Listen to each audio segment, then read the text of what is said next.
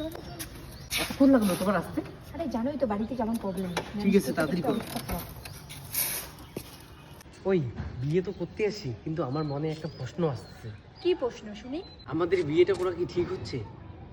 আমি একটা কথা বলবো, আমরা না আগে গিয়ে বাড়িতে বলি। আমিও এটাই ভাবছি যে বাড়িতে আগে বলি, যদি না মানে তাহলে এই পদক্ষেপটা নিব আমরা। ঠিক আছে, চলো বাড়ি যাই আগে। বাড়িতে আজকে ওর কথা বলবোই, কি বলে বলুক গা, মেরে তো আর ফেলবে না।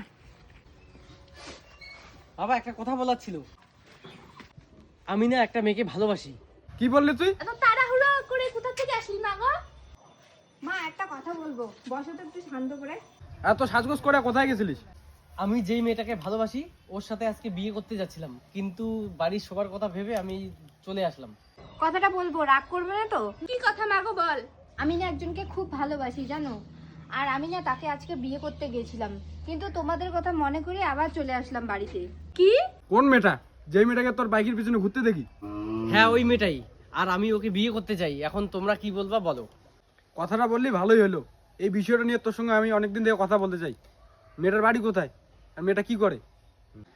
মেয়েটার বাড়ি ফালাকাটায়, আর ওর কলেজ কমপ্লিট আর একটা কোম্পানিতে ছোট মোটো আর কি জব করে।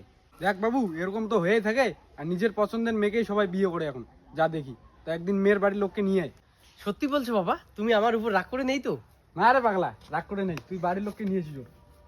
রাগ করো না মা, বলবা ওদের বাড়ির লোকের সাথে কথা। আগে কেন বলিস নাই? সরি মা, আমার আগে বলা উচিত ছিল। ঠিক আছে, নিজে যেহেতু পছন্দ করছিস তাহলে ছেলেটা কি করে? জানো মা, ও একটা ভালো কোম্পানিতে জব করে। ঠিক আছে, আমরা কালকে গিয়ে ওদের সাথে কথা বলবো। এখন হাত মুখ ধুয়ে খেয়ে নে যা। সত্যি মা, তোমরা মেনে নিয়েছো? কালকে গিয়ে ওদের সাথে কথা বলবা? ঠিক আছে, ইয়েস, আমি তো সেই এখন খুশি। যা, হাত মুখ ধুয়ে খেতে বস। ঠিক আছে।